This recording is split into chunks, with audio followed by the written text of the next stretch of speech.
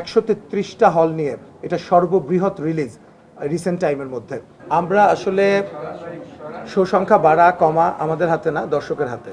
So দর্শক চাহিদা অনুযায়ী বাড়ে কমে এটা। তো আপনাদেরকে যে ইনফরমেশনটি দিলাম, অনেক ক্যামেরা ছিল না তখন, সেটা হচ্ছে স্টার সিনেপ্লেক্সে একদিনের ব্যবধানে আজকে 48টা শো বেরো হয়েছে এবং আপনাদেরকে আমি বলেছি এটা 60-70-রেও চলে যেতে পারে, কারণ তাণ্ডবের জন্য দর্শক টিকেটের জন্য এত বেগ পেতে হচ্ছে। সো ন্যাচারালি মাল্টিপ্লেক্সগুলো শো একটার পর একটা বাড়াচ্ছে। লায়নে ধরেন 4টা স্ক্রিন আছে, 4টা স্ক্রিনের মধ্যে আপনারা ধরেন 16টা-17টা শো, এর মধ্যে 9টা শো আজকে তাণ্ডবের। ব্লকবাস্টার এরকম 12-13টা শো চলছে। সবচাইতে বড় কথা হচ্ছে আমাদের এই রিসেন্ট টাইমে আমরা তুফান রিলিজ করেছি, এর আগে সুরঙ্গ রিলিজ করেছি। রিসেন্ট টাইমে এত বড় ওপেনিং আসলে কখনো হয়নি। গতকালকে কোরবানির ঈদে আপনারা জানেন কোরবানির সময় সকালবেলা সবাই ব্যস্ত থাকে। ভাই সেটা হলো যে আমি সকালবেলা ডিস্ট্রিবিউটর যে আমাদের যিনি আছেন তাকে ফোন করেছিলাম, মাস্টার সাহেবকে। উনি আমাকে ইনফরমেশন দিল যে কালকে এবং আজকে সকালবেলা যে সেল হয়েছে, বাংলাদেশে কোনো সিনেমা এই সেল কোনোদিন হয় নাই। তো এটা আপনি গত কয়েক বছরে, হ্যাঁ আমার কাছেও সকালবেলা এসছে যখন রিপোর্টগুলো আসলো, আপনার সব সিঙ্গেল স্ক্রিন মিলিয়ে 133টা হলে যে আছে, আপনি সব মিলিয়ে যদি বলেন এটা গত 20 বছরের ইতিহাসে এত বড় সেল প্রথম দিন, কোরবানির ঈদের দিন, সিঙ্গেল স্ক্রিন এবং মাল্টিপ্লেক্স মিলিয়ে এটাই প্রথম।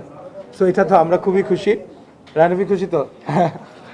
খুশি হলে ডিরেক্টর খুশি। হ্যাঁ, আচ্ছা, এই কত টাকা আয় হয়েছে এটা, এই প্রশ্নের উত্তর আমরা এর আগেও এই প্রশ্ন আমরা পেয়েছি আপনাদের কাছ থেকে। উত্তরটা একই উত্তর, যে আমরা ইনস্ট্যান্টলি এটা বলতে পারি না, যেহেতু বাংলাদেশে ই টিকেটিং সিস্টেম নাই।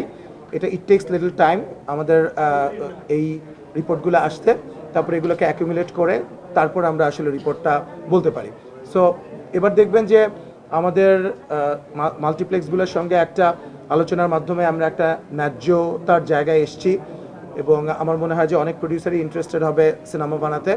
সেই একইভাবে সিঙ্গেল স্ক্রিনগুলোর যে প্রদর্শকরা আছেন তাদেরকেও ধন্যবাদ, মাল্টিপ্লেক্সের প্রদর্শক যারা আছেন তাদেরকেও ধন্যবাদ। তারা আমাদেরকে এক্সট্রিমলি কোঅপারেট করেছে এবার, যে কারণেই কিন্তু আমার কাছে মনে হচ্ছে যে অনেকদিন পরে প্রডিউসার্স এবং এক্সিবিটরদের